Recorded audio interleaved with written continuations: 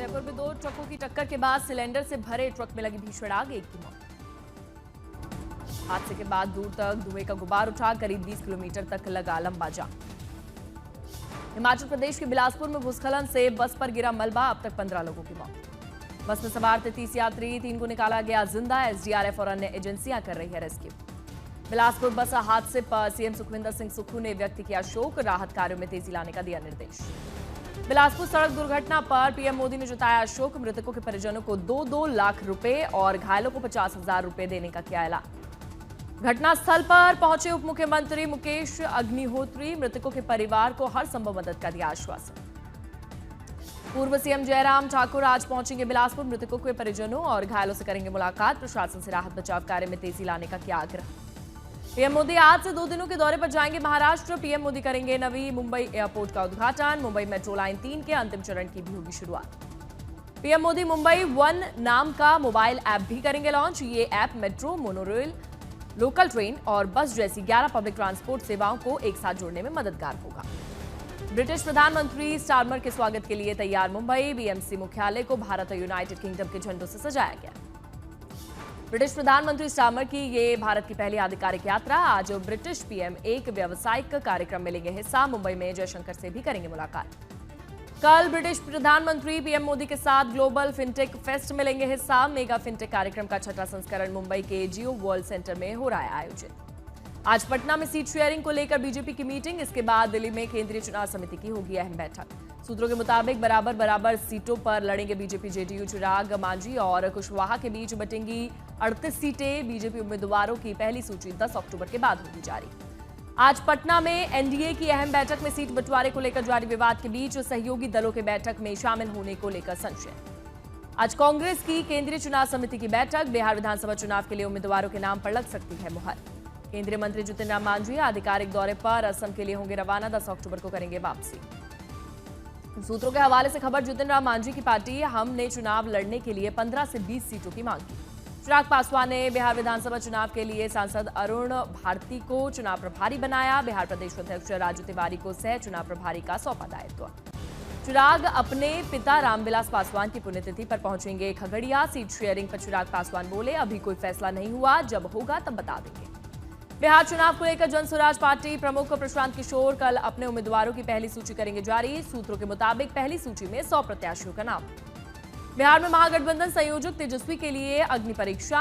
VIP जैसे सहयोगी दलों ने खाई कसम, 0 सीटें मिलने पर भी वो पलटेंगे नहीं।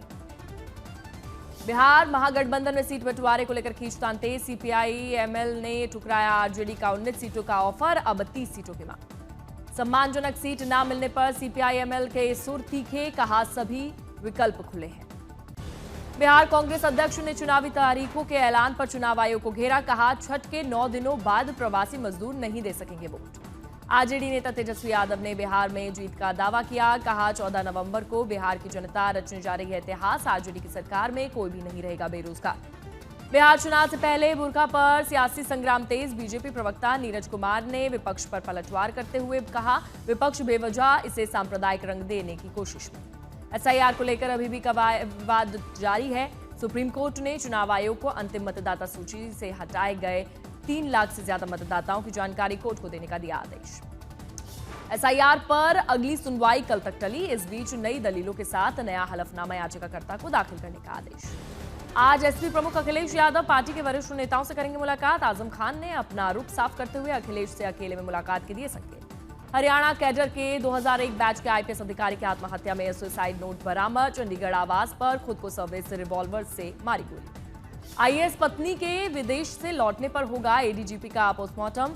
फिलहाल हरियाणा सीएम के साथ जापान के दौरे पर है मृतक एडीजीपी की पत्नी। सीजेआई गवाही पर हमले को लेकर आज महाराष्ट्र में विरोध प्रदर्शन। प्रदर्शनकारियों ने आरोपी वकील के लिए कड़ी से कड़ी सजा की मांग की। सीजेआई पर जूता फेंकने वाले आरोपी वकील ने कहा, मुझे इसका कोई अफसोस नहीं है। चीफ जस्टिस की मां बोली, ऐसी घटनाओं से देश में अराजकता फैल सकती है। मध्य प्रदेश में कफ सिरप मामले में 3 और बच्चों की हुई मौत। अब तक एमपी में 19 बच्चे और देश भर में 22 बच्चों की मौत का आंकड़ा पहुंचा। एमपी के उप मुख्यमंत्री राजेंद्र शुक्ला ने नागपुर में उपचारार्थ बच्चों और अभिभावकों से मुलाकात की। बोले, बच्चों के इलाज का खर्च राज्य सरकार उठाएगी।